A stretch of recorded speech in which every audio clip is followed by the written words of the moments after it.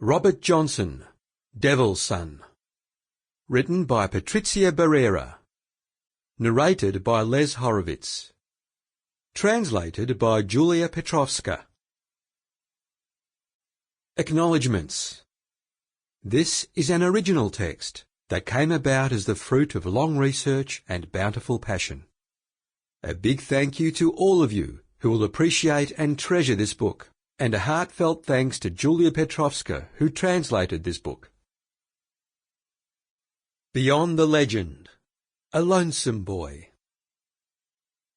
Sometimes I really enjoy unmasking myths, reducing them to a more humane dimension. That is also the case of Robert Johnson, who had always been defined as demonic, dark, and somehow connected to the evil one and to that image of dark pioneer of rock.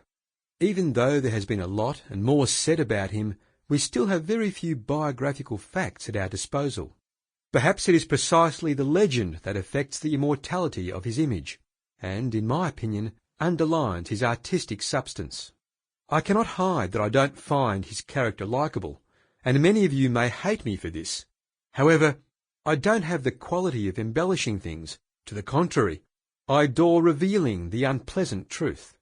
In the case of Robert Johnson, I went to a lot of trouble to come to the true reality of events, and I assure you that I have found delicious treats for all you readers. But let's take it one step at a time. His childhood was most certainly difficult, but there was nothing dark about it, as many have claimed. His mother's name was Julia Major, and she was definitely a vivacious girl. In 1889, she married a man called Charles Dodds, who was a landowner and had a small wicker furniture shop.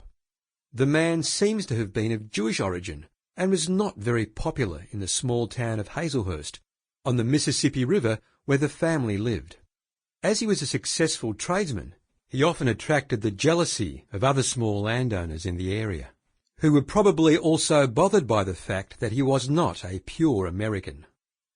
It is known that at that time things were happening quite quickly. After a fight with the Marchetti brothers, in which he almost lost his life, Charles had to run away the very same night in 1909, leaving not a trace behind. Left alone to look after 10 children, poor Julia does not know what to do. Isolated, pointed at, subject of various vexations. She is unable to manage the small factory, which goes to rack and ruin. In the meantime, her husband had moved to Memphis and had changed his name to Spencer.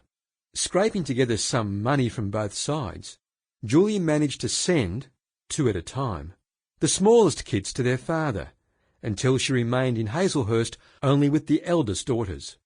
And that is when tragedy strikes, forced to close down the small furniture shop, because she couldn't pay the taxes, and finding accommodation in an abandoned hut at the outskirts of town, the poor woman was forced to do what we now call seasonal work in order to survive, picking cotton 12 hours a day at the nearby plantations. Here she had a brief relationship with a local villager, Noah Johnson, and becomes pregnant with Robert, who was raised by his sisters in the first years of his life.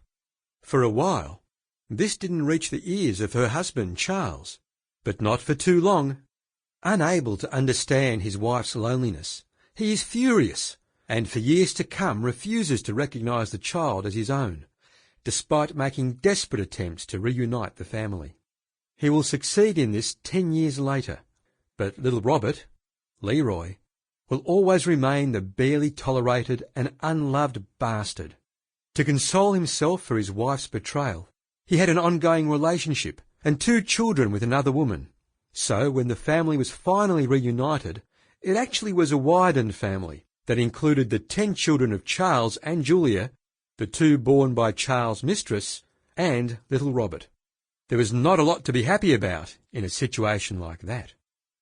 Needless to say, the marriage between Charles and Julia fell apart. In 1919, she married Dusty Willis, and the new couple live in Robinsonville, on the delta of the Mississippi River. Robert is with them, but his relationship with his stepfather is very difficult. The boy had recently learned who his real father was, and full of rancour for both his stepfathers, he declared Sample complete. Ready to continue?